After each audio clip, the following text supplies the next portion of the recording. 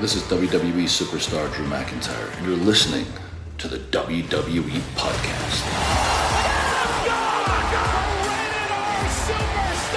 The champ is the one that everybody wants, me. Becky Lynch is going to WrestleMania. Claymore! Austin 316 says I just whipped your ass. This is my iron. You're going to acknowledge me. It's time to talk Monday Night Raw.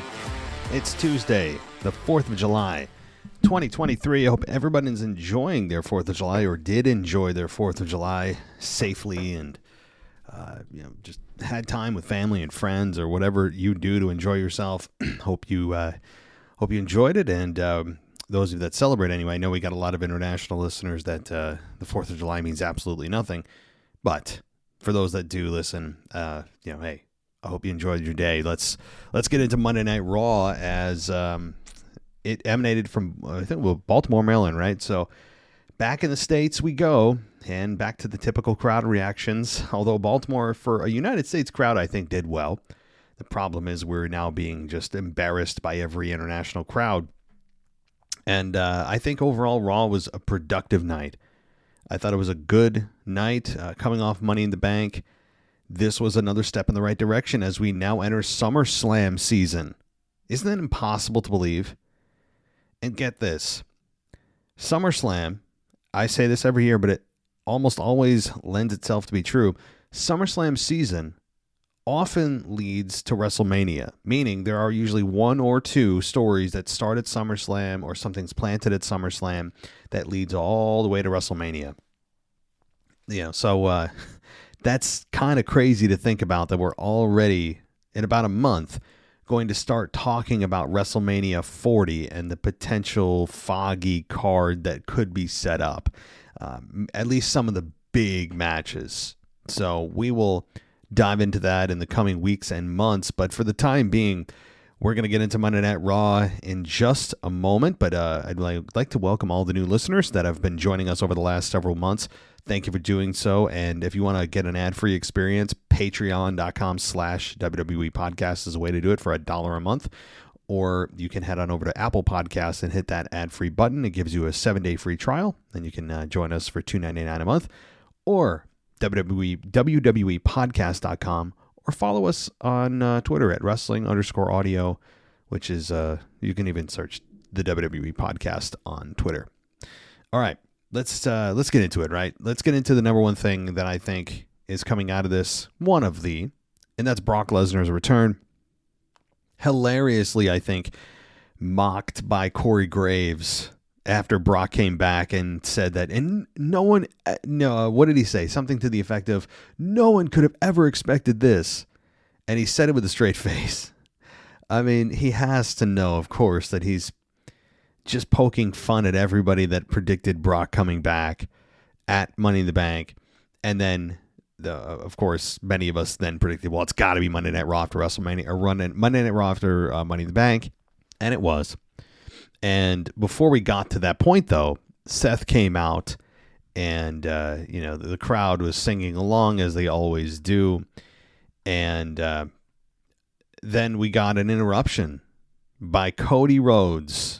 He came out and he said, so, and just before he was going to get into what he was out there for, which was presumably to challenge Seth Rollins for the World Heavyweight Championship and to finish his story, Brock Lesnar came out. Cody left the ring and went and just started trying to batter Brock Lesnar. And Lesnar went in, tried to hit the F5. Cody slipped out and then put Lesnar down with a Cody cutter. And Lesnar stayed down at ringside and sold it for a moment before making his exit. And his music played. Man, you talk about your top two baby faces in the same ring at the same time. This is not the same dynamic that it was with Seth and Cody. And, back before the injury happened a year ago. And it makes me very interested to see these two in the ring again. They do have unfinished business. We all are supposed to forget the fact that Seth Rollins, on Cody's way out, attacked him with a sledgehammer. I understand that Seth is a babyface now, and we're, I guess, just going to ignore it for the time being because it doesn't fit the narrative right now. But I remember it. I mean, to attack somebody with a sledgehammer and then, again, for all of us to just pretend it didn't happen is a bit weird. But eventually, of course, we will get back there. Cody right now has a story being told that he's trying to finish the story. He's trying to get back on path. He's trying to finish that story for his dad. And he keeps getting derailed and distracted and detoured. And a lot of that is because of Brock Lesnar. But that's the story that's being told by Cody. Every time he tries to focus on the world title, he gets diverted. And I'm fine with that because eventually he will come back to the world title. He could actually still be the one to beat Roman. We all know WWE doesn't care about the brand split, so they could somehow make that happen. Or he does finish it against Seth Rollins. That is also very possible. But let's be honest with one another. The title that Brock Lesnar, or rather Roman Reigns, is holding feels much more important than the one that Seth is. And for reasons that I've outlined in weeks gone by, they're not doing themselves any favors by continuing to have Seth defend against anyone at any time and treating it like the 24/7 title, where they didn't even try to pull on the lineage of the belt, which I have made a point almost ad nauseum. That I think is a big mistake, that they just pretended a World Heavyweight Championship has never existed before, and it just was created out of thin air. And like, to me, that would be the opposite message I'd want to send. That would be the last thing I'd want to do, is create a belt with no lineage. And then, to make matters worse, when I have the opportunity to, and I actively, consciously choose not to pull on that lineage, it doubles down on the bad decision making. That's just one man's opinion. But Cody and Brock are going to finish their story, I believe, at SummerSlam. If they go beyond SummerSlam, that will surprise me. I mean, I guess it's possible that they go all the way to Payback in September with Brock and Cody Part 4. I guess it's plausible. And I don't think I would count on it. This program, while I'm not totally sick of it, 3 matches is usually the kind of the finish point for most programs. Not that you can't have more or less, but 3 is that sweet spot usually. And it'll be interesting to see what the stipulation is in this match, because Cody did mention on Raw that Raw isn't big enough for the both of us. It suddenly turned into a 1955 Western, and maybe they'll have a duel at noon in the middle of town or something. I don't know. It was kind of a cliche, but that may be a clue into what the stipulation is going to be, like a loser leaves town. I don't know.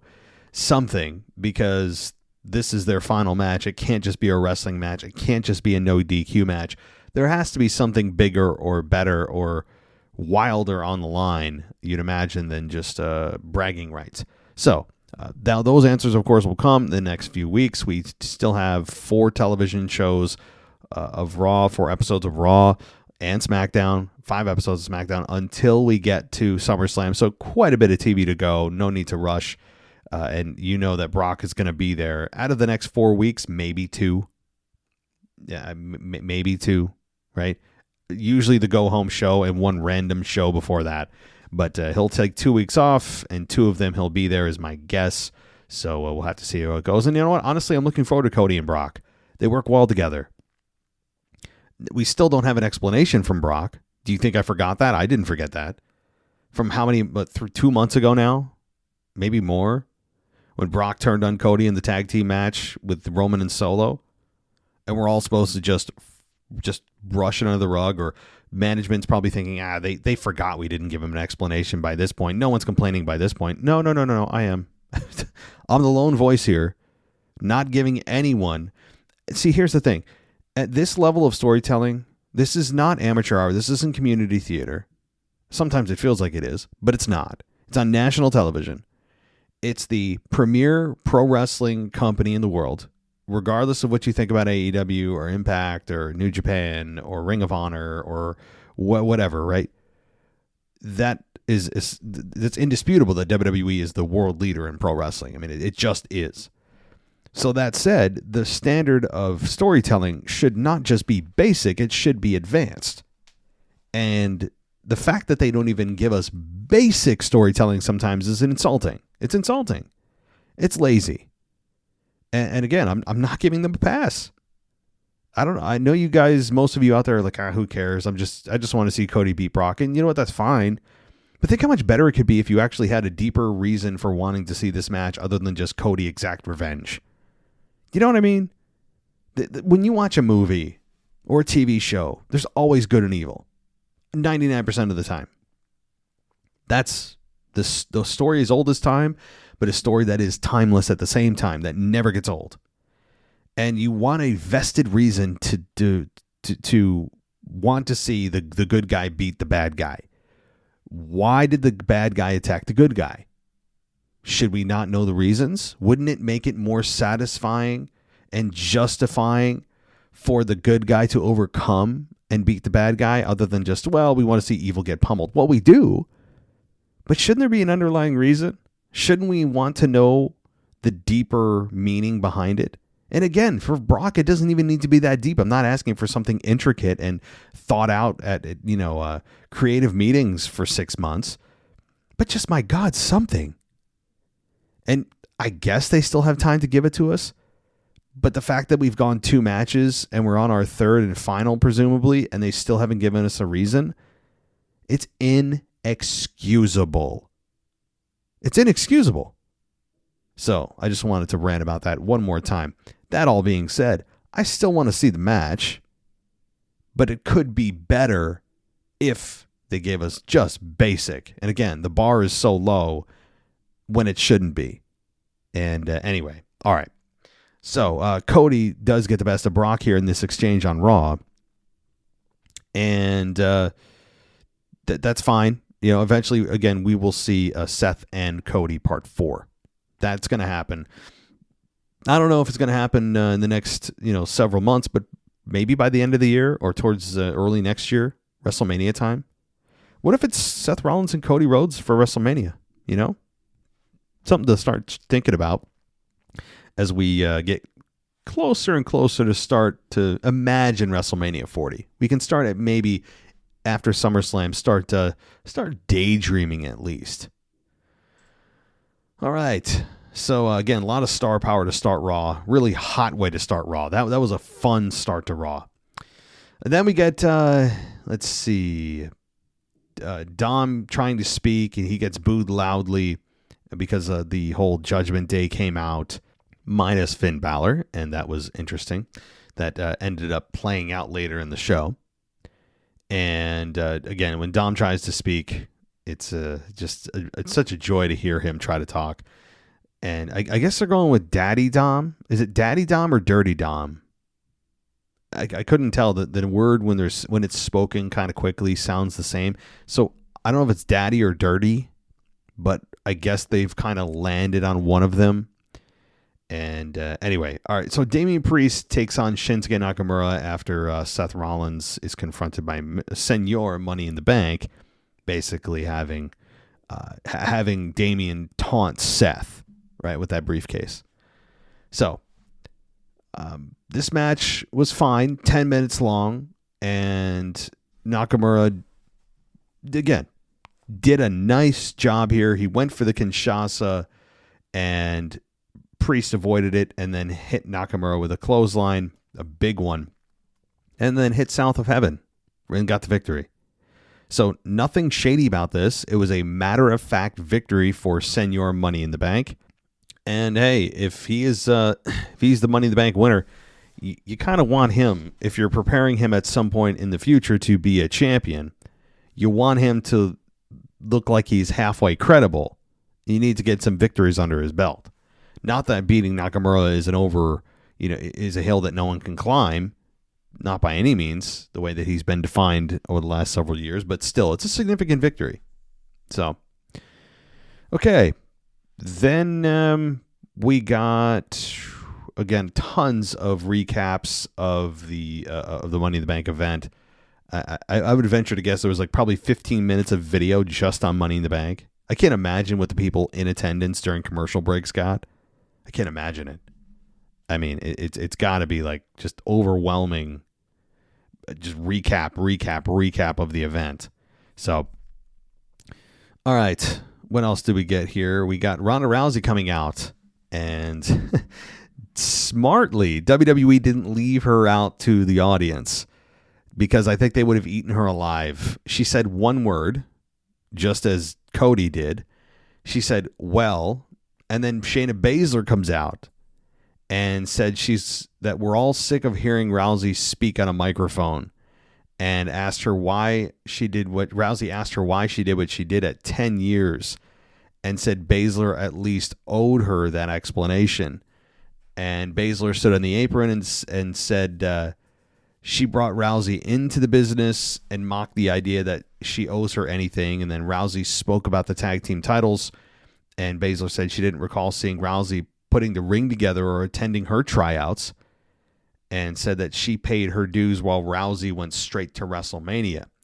Baszler said the thing she owes Rousey is the sobering reality that there is someone in WWE who can finally shut her up. Rousey kicked Baszler off the apron, and then Rousey pulled Baszler inside the ring. Baszler escaped a Rousey hold and countered into an ankle lock, and eventually Rousey kicked her way out. And Baszler blasted Rousey with a knee to the face, and then Baszler left the ring, and Rousey called for Baszler to return, saying they weren't done.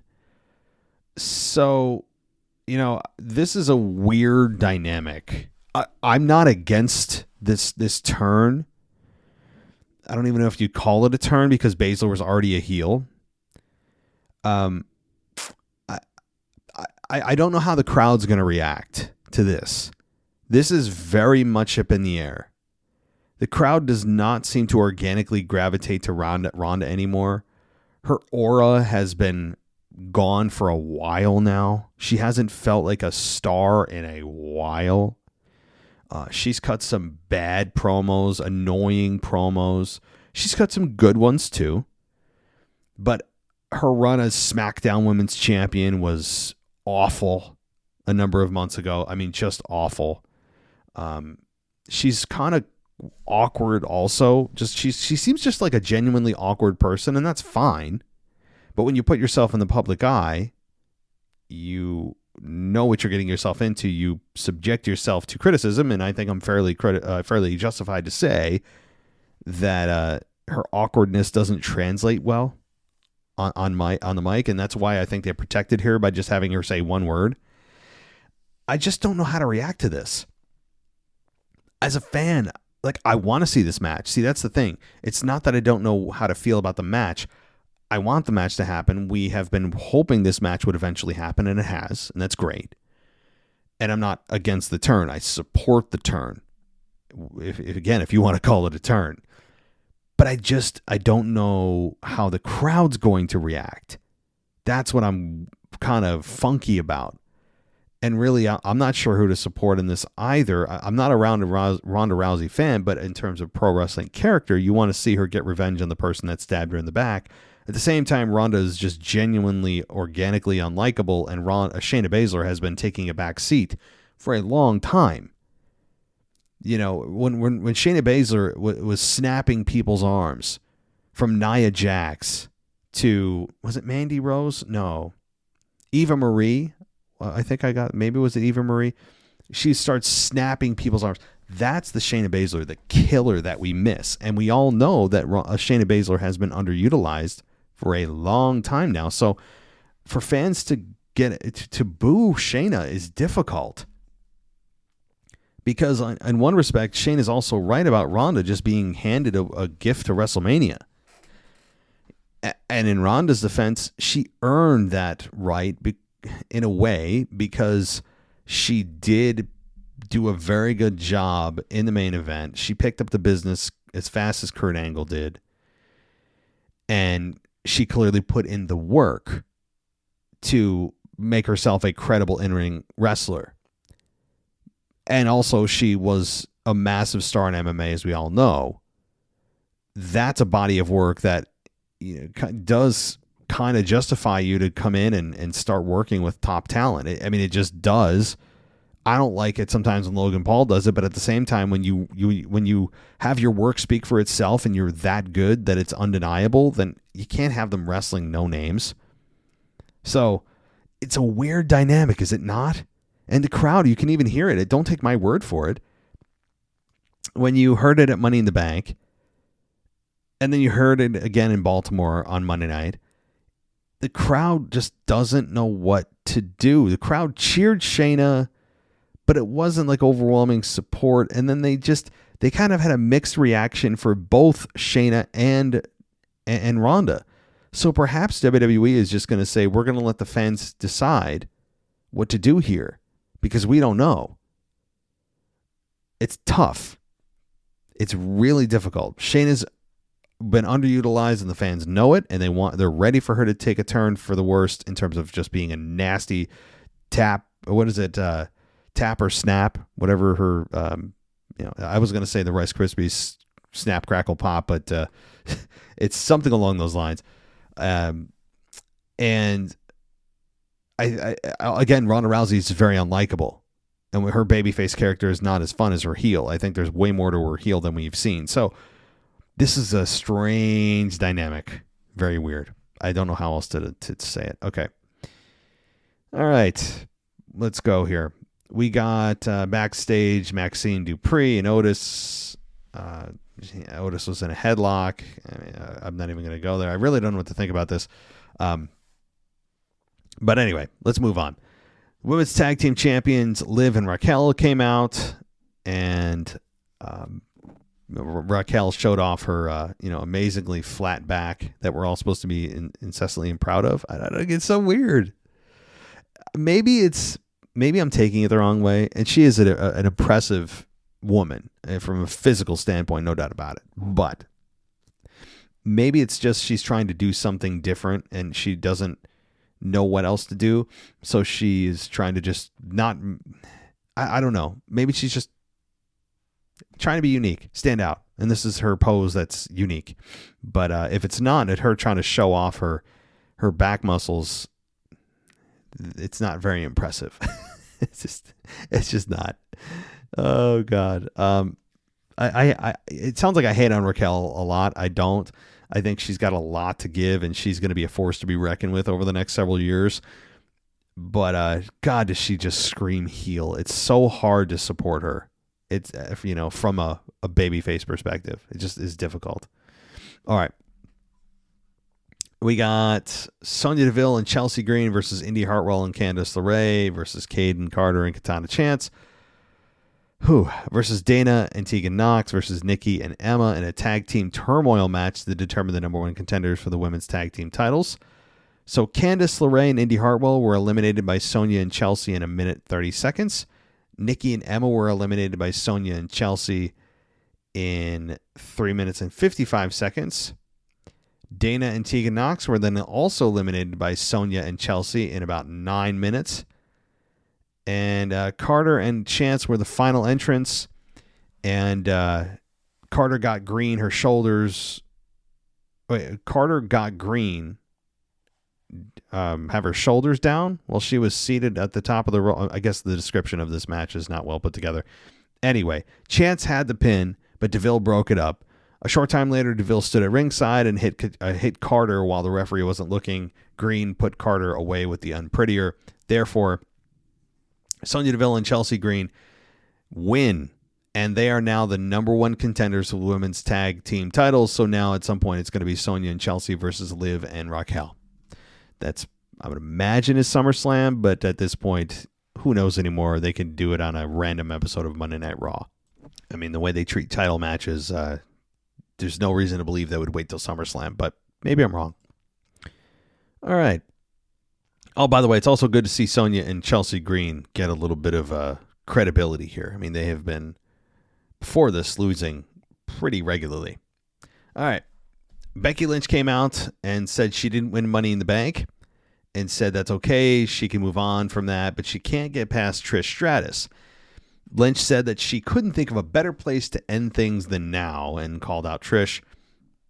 Trish, came out, had a hat on her face and hat over her face, and she was accompanied by Zoe Stark, and then Stratus removed the hat, and she had a face shield on, and Stratus said Lynch broke her moneymaker, and she's still better looking than all the fans here.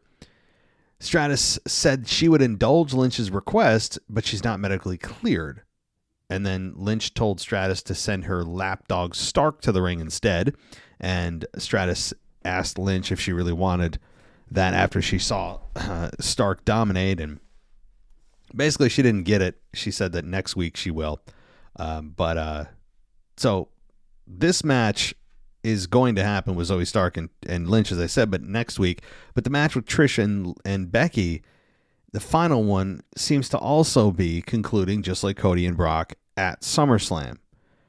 I can't see it going past that. Funnily enough, Lynch even asked Trish, "What are you even doing here? Why are you still here?" And Trish had a kind of a lame, generic, catch-all answer that didn't answer the question, but she just said, "I'm the face of the women's division." It's like, well, no, you're not. But even if you were, why does that mean you have to stick around again? I don't know. It's kind of a weird answer, but I'm not annoyed by it, but it didn't explain why she's still here. However, this match with Trish and Becky is going to happen at SummerSlam. That's all but a lock, and it'll be a fun conclusion to this program. So, and it also is giving Zoe Stark, I think, more of an exposure than she otherwise would have gotten. I mean, this program is not the most exciting feud in the world, right? It's not the most intense, but it has my interest. I think they need to do something to kick this into the next up to the next level. I don't know what that is. I don't have the answer. It just feels like something's missing or some ingredient needs to be added for people to care more about this than they do. All right. So, let's see. Cody was interviewed, and as I said, he said he'll fight any night and would fight Brock every night. Yeah, right. Cody signed an autograph and then stood back and said that Raw isn't basically that both of them can't coexist on Raw. So again, take that for what you will.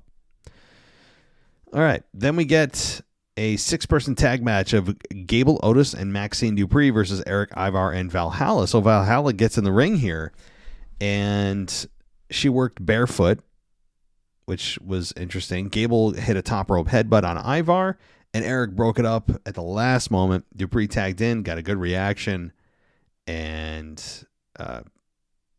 she put Valhalla down. Dupree tried to perform her own version of the Caterpillar, but Valhalla kicked her, and Gable performed a top rope moonsault onto Eric and Ivar on the floor, and then Dupree hit a sunset flip on Valhalla and got the victory. This happened in about 8 minutes. So Chad Gable, Otis, and Maxine Dupree get the victory.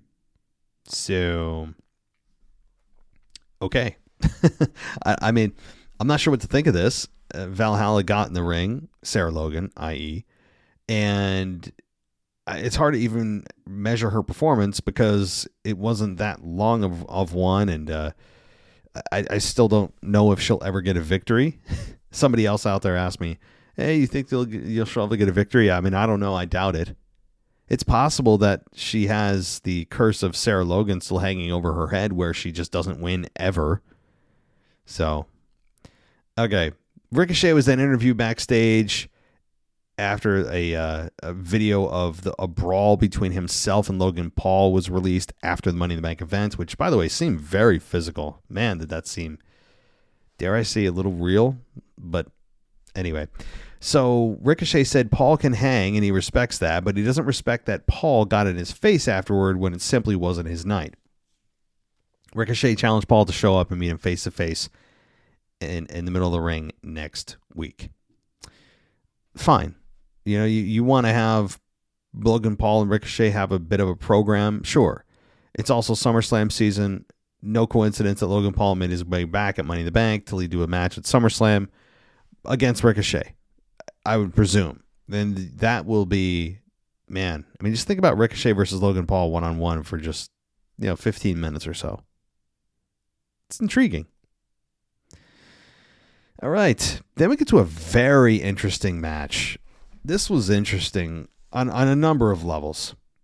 first, the bad. Number one, how exactly did Natalya earn an opportunity at the women's world title? How did that happen? There's no evidence for it.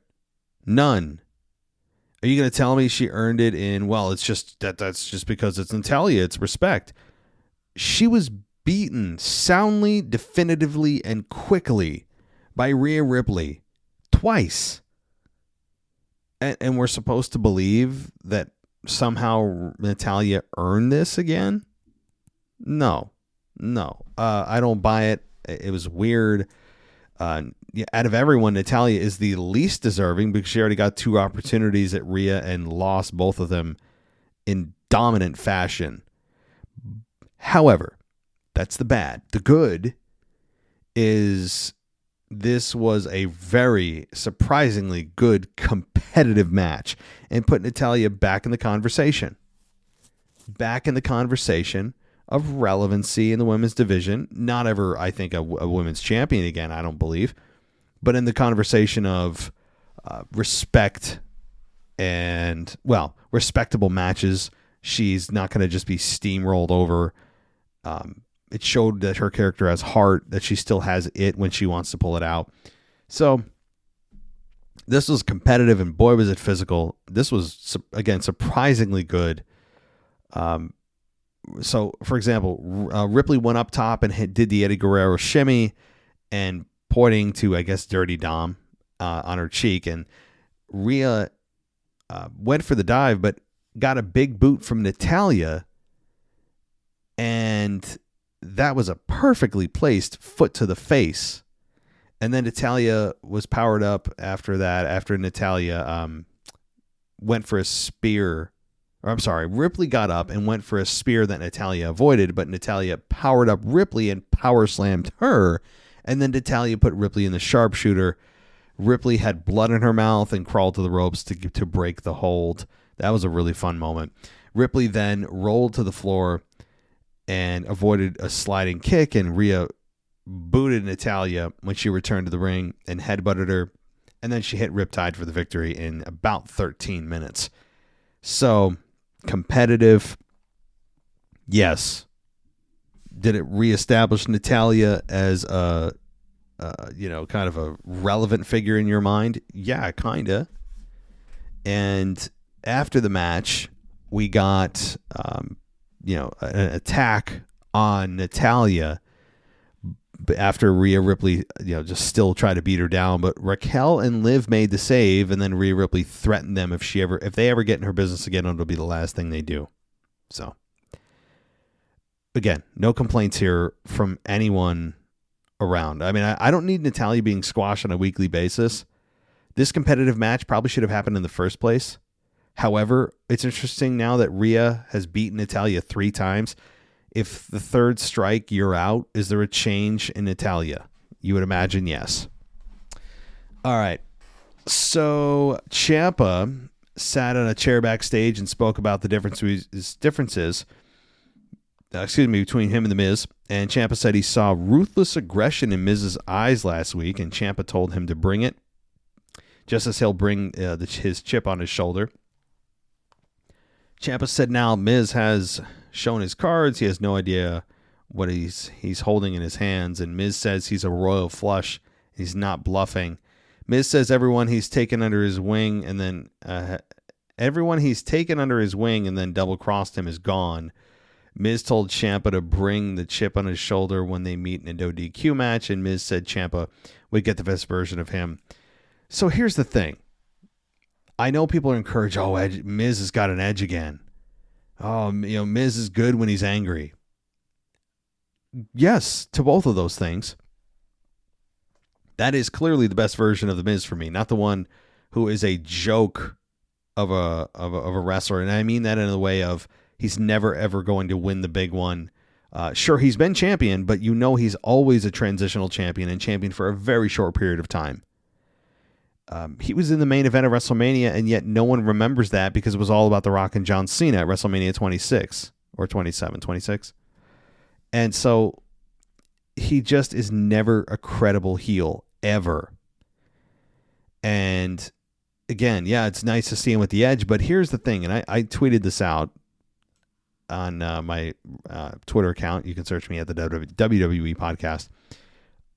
I am not encouraged by this. If you're a Miz fan, how can you be encouraged by this? Maybe for the moment, but we've seen this song and dance before with the Miz. Right? Like, we've seen this. We know what to expect. Miz can cut a very good, serious promo. No doubt. But you know that the in-house enhancement talent version of his character is not far behind. This is a flash in the pan that's going to last a month, maybe 2, and then he's going to go back to hosting Miz TV, promoting other people's programs, and getting, super kicked out of his own show every week. Right? He's always the butt of the joke. People don't take him too seriously. He's good on the mic, but that's been the Miz's career. So if anyone believes that this is it for the Miz, no, it's not. No. This is not encouraging if you're a Miz fan, other than for in the moment, right? Anyway, Ciampa and the Miz, I'm sure we'll put on some fun matches, but if you're looking for long-term change in the Miz, I have no evidence for it, because he is essentially the same character that debuted in 2004 hosting SmackDown, Mr. Hoorah. Remember that? Yeah, I do. So he is essentially, at his core, kind of the same dude. And I don't think he ever has been able to shake the real world feeling. And I mean that as a reality show, like not the real world, but the reality show, the real world. And I don't think he's ever been able to shake it, because he's evolved minimally. His look is also stagnant, and I'll just leave it at that. But Miz is a good talent, but I just have no faith that this is a long-term solution for anything, because it's not going to stick around for long. Okay. We then get Matt Riddle versus Giovanni Vinci with Gunther and Ludwig Kaiser ringside. So Riddle has his ankle wrapped and was distracted by the duo at ringside, which led to Vinci attacking him to start the match. And then Riddle rallied with a knee strike, and Riddle set up for a move, but Vinci rolled him into an ankle lock and Riddle countered into a pin and got the 3 count. So Riddle beat Giovanni Vinci in 1 minute and 40 seconds. But that's not, as per usual, not really what is at stake here or what the story is. Gunther and Kaiser attacked Riddle afterwards, but Drew McIntyre made the save, and Kaiser ran to ringside, and he got a big boot for his efforts. And then McIntyre climbed onto the apron and hit Vinci with a Glasgow kiss. Somewhere I can still hear the faint sounds of Samoa Joe saying, "Give us a kiss." Anybody hear that? Yeah. I don't know. I was very annoyed by that. I don't know. It's annoying, but also stuck in my head every single time Samoa Joe would say that. Okay. So McIntyre then stared at Gunther. He was at ringside, and then he hit a Claymore kick on Vinci as he did his countdown. By the way, as I'm in the mode of critiquing things, I know this is pro wrestling, and I'm not complaining that it should change. But if this is supposed to be presented as a real fight, or that would not take us out of the moment, if I knew that my finisher, my opponent across the ring, the finish was coming when I heard a countdown of 3, 2, 1, I would roll out of the ring. You know what I mean? Like, same with Shawn Michaels doing Sweet Chin Music. If you suddenly hear somebody slamming their foot on the mat in the corner, I'd be laying there going, okay, my whole body hurts. I know that I don't have much left in the tank, but I hear Shawn hitting his foot on the, slamming his foot on the mat. I got to get out of here. He's trying to hit me with Sweet Chin Music. You know what I mean? I'm not trying to ruin pro wrestling for you. I'm really not. But some of these things is, it's hard for me sometimes when I hear that. It's the most, I I guess, loud warning you could give someone that, hey, a finish is coming. Look out. Get out of the ring. Duck. Just move. Don't just stand up. You're going to get hit with a finish. I mean, that's essentially what you're yelling at Giovanni Vinci and anyone that he counts down to is, you hear the countdown. Look out, right? The countdown is not only audible to Drew. All right. Sorry, guys. All righty. But this is a build to Gunther and Drew. I would imagine that Drew, since he's got the best of Ludwig Kaiser and Giovanni Vinci and Gunther over the last now 2 events, that Payback is coming and it's time for maybe a promo from Drew next Monday night where he gets interrupted and surrounded and beaten down by Gunther and Imperium. I mean, I think we need that. I think we need a promo from Drew, kind of a welcome back promo in the ring. And then some kind of heat building beat down by the heels. I think that's what we need. But, all right. So, again, short match. I wish they had more time. I think Giovanni Vinci is a good wrestler. It's surprising they didn't give him a little more time to shine at all against Riddle. It's so short that you blink and you miss it. But, all right. Where are we at? Let's get to... McIntyre was, by the way, interviewed by Byron Saxton. I know that backstage. And so he said he's back. And Riddle said they should team up to face Imperium next week. So, by the way, we got 3 things on next week's show. And McIntyre said that next week they should, that's next week. He said, let's go get some pints. And Riddle snuck in a plug for Jimmy's Seafood. So, okay, first of all, pints. We don't measure it by pints in the United States. You may do that overseas. That's fine. We don't use the metric system because we're special. So, we don't say pints. Okay? We just don't.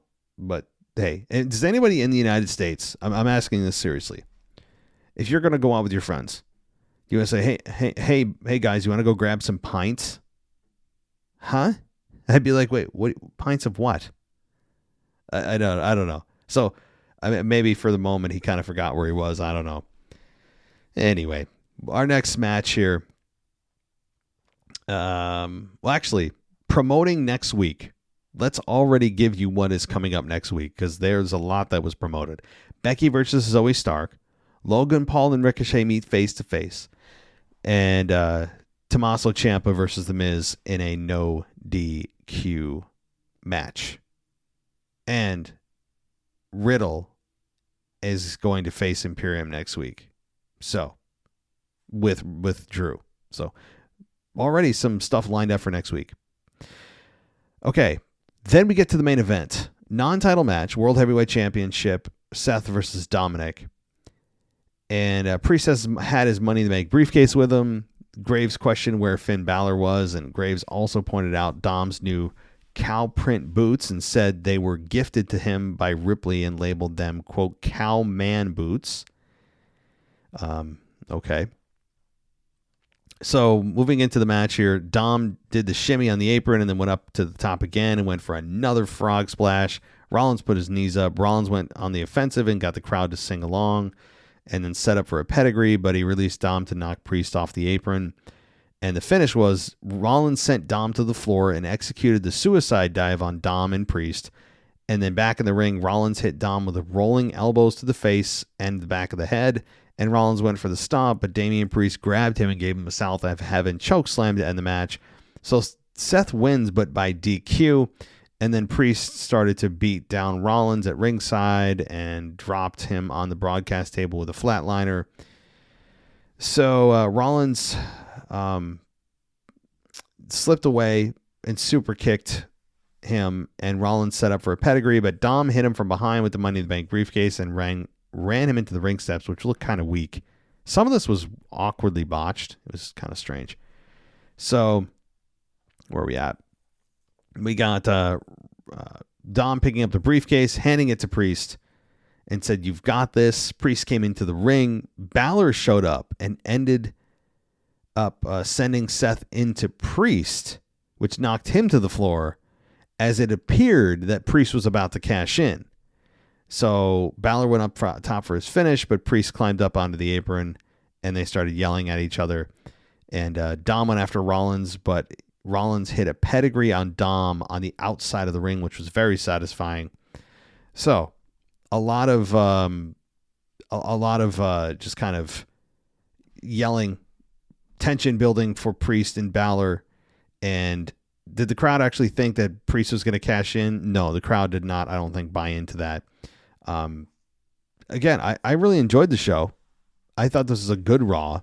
I know many of you probably won't agree with me because the problem is you're coming off of one of the best Money in the Bank events of all time, I think.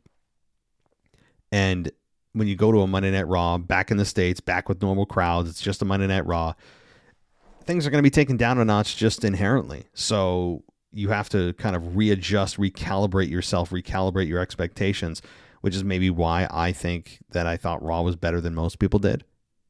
But what do I know? But overall, hey, we are now in the beginning of SummerSlam season. Less than 5 weeks to go. And we've got a lot coming up. Edge.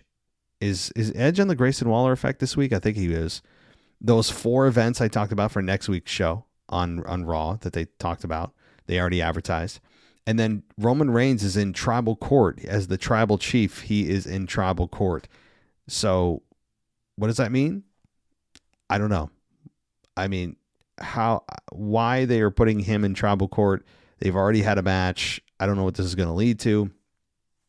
I think it's still going to lead to Jay versus Roman at SummerSlam. I mean, how can it not? Jay's the one that pinned Roman Reigns. So I think that's what's coming and what's going to build from this. I've heard people already talking about, oh, it's going to be The Rock. It's a setup for The Rock. If it wasn't July 4th and it was maybe deeper into the year or in January of 2024, you may have me a little bit excited, but I very much doubt it right now. Alrighty. That is enough for me, guys. I really appreciate all the support, all of the listens, all the downloads. If you want to help us out, go also to WWEpodcastshop.com. Get yourself some merch, t-shirts, mugs, phone cases, you name it. It's there. Also, just plain old WWEpodcast.com, or you can go to our Apple podcast feed that's ad-free. And don't miss, I should have announced this at the beginning of the show, don't miss our interview. I was not a part of it, but we had a great team. Michael Gross was a part of the interview with Justin Credible. Very compelling interview, a lot of fun to listen to. There may have been a swear word or two that slipped in, but still check it out. It is on, or was published as WrestleMagic last night. So check out Justin Credible, who was talking to our team, and our team did a great job, and I really enjoyed it. So check that out, guys. I really would appreciate it. Give us a follow on Twitter at the WWE Podcast, and I will be talking to you guys tomorrow. Take care.